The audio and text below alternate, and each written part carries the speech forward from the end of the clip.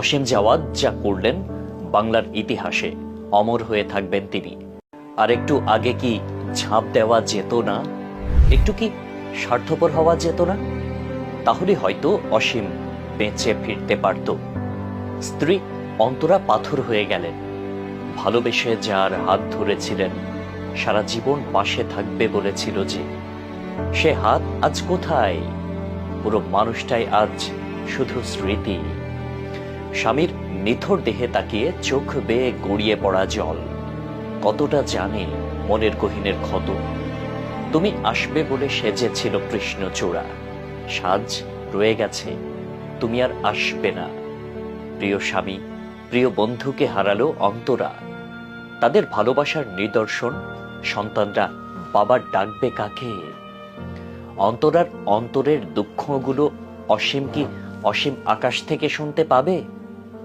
তার মা জেদ ধরে বসে আছে, ছেলে আমার ফিরবে, তাকে ফিরিয়ে দাও, নইলে খাবার তুলবেন না মুখে।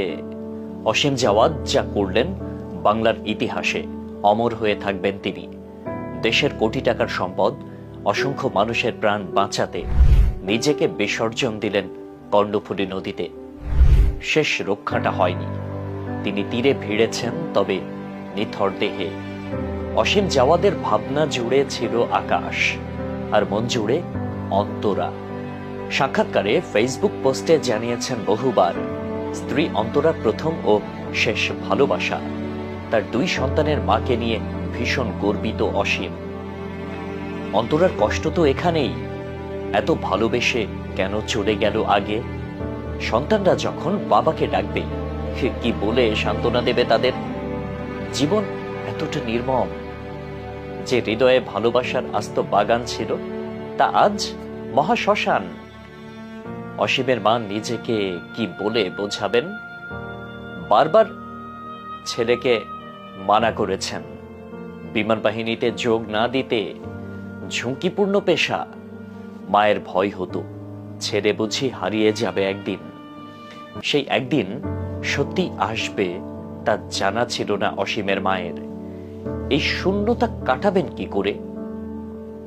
অসীম জাওয়াদ 1992 সালের 20 মার্চ মানিকগঞ্জ জেলার সাটুরিয়া থানার গোপালপুর গ্রামে জন্মগ্রহণ করেন। 2007 সালে সাভার ক্যান্টনমেন্ট পাবলিক স্কুল থেকে এসএসসি, 2009 সালে সাভার ক্যান্টনমেন্ট পাবলিক কলেজ থেকে এইচএসসি এবং 2012 সালে বিইউপি থেকে বিএসসি পাশ করেন। স্কোয়াড্রন লিডার অসীম জাওয়াদ 2010 সালের 10 জানুয়ারি বাংলাদেশ বিমান বাহিনীতে যোগ দেন।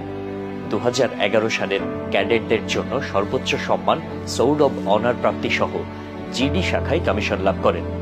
চাকরিকালে তিনি বিমান বাহিনীর বিভিন্ন ঘাঁটি ও ইউনিটে গুরুত্বপূর্ণ পদে নিয়োজিত ছিলেন। নিজের কাজ, অদম্য সাহস আর দেশপ্রেমে অসীম বেঁচে থাকবেন বহুকাল। কিন্তু পরিবার, প্রিয়জন তার শূন্যতার শোকে নিথর হয়ে আছে। এত সম্মান, এত পদবি সবই যে এখন বড্ড অর্থহীন। ছেলে হারা মা, স্বামী হারা স্ত্রী, বাবা হারানো সন্তানেরা শোককে শক্তিতে রূপান্তর করে এগিয়ে যাবে অসীমকে ধারণ করে, এমনটাই সবার চাওয়া। বেলা শেষে প্রতিটি সাহসী মানুষের পাওয়া হবে অসীম জাওয়াদের প্রতিচ্ছবি।